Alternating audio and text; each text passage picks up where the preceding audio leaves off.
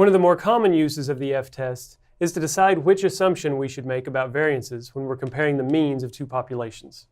Should we assume that they are equal to each other or not equal to each other whenever we don't know what sigma 1 and sigma 2 are? Let's take a look at an example of this problem.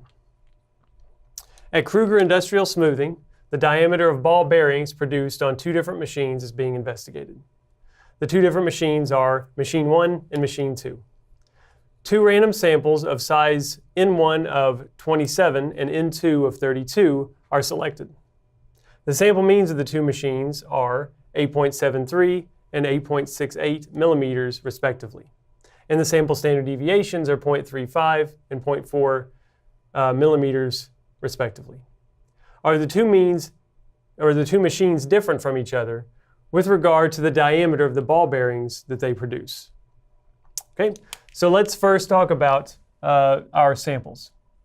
So from machine 1, we collected a sample of size 27, and it had a Y bar of 8.73 millimeters and a standard deviation of 0.35 millimeters. Okay, and from machine 2, we collected a sample of size 32. It had a sample mean of 8.68 and a standard deviation of 0.4 millimeters. Okay, and what we really want to know, this underlying question that we have, is whether the mean diameter of the bearings produced from machine 1 is equal to that of machine 2. Okay, or are they not equal to each other? Okay, so what that says is mu1 minus mu2 equal to 0, or is it something other than 0? Okay, and so we don't know here what t-test to use. Do we assume that the variances of the two populations are equal or not equal? So we first have to use an F-test to determine which t-test to use to answer this set of hypotheses. Okay, so we need to go first and look at a comparison of the variances of these two machines.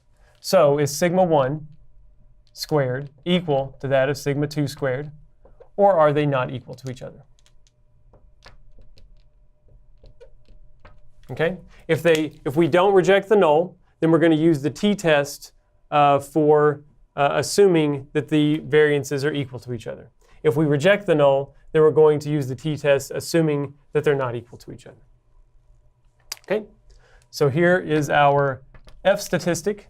It's S1 squared over S2 squared. That is 0.35 squared over 0.4 squared. Okay, and if we work that out, we should get that the test statistic is 0.766. Okay, 0.766. So let's use the p-value approach. What say? Okay, so here is our F distribution with degrees of freedom in the numerator, 26, and in the denominator, 31. Okay, and we've got this F statistic here of 0.766. Okay, so if we were to try to go find this in the textbook and try to find a set of bounds, we'd probably be out of luck. Okay, finding 26 degrees of freedom in the numerator and 31 in the denominator would not be easy to do. Okay, so what we're going to do instead is use the Fdist function in Excel.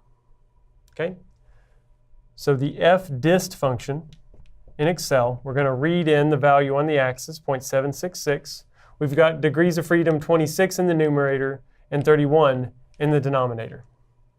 And what this provides is the number 0.754. Okay, it gives us the upper tail. It gives us this area right here. Okay, that is 0.754. Okay, however, this is a two-tailed test.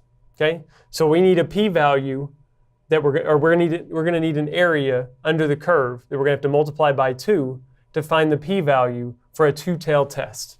Well, if we multiply this thing by 2, we're going to get a value greater than 1, right? That can't be a p-value. A p-value is a probability. So we can't multiply this by 2 to get a p-value. We got to multiply this by 2. Okay, so this area multiplied by 2 is going to be our p-value. Okay?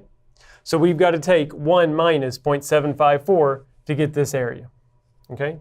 So that is going to be 1 minus 0.754. That is 0.256. Okay? If we multiply 0.256 by 2, that is 0.512. This is our p-value. Okay? Our p-value is 0.512. Very large number, bigger than any alpha that we would ever choose. Okay? Alpha of 0.05, alpha of 0.1. The p-value is going to be a lot bigger than that alpha.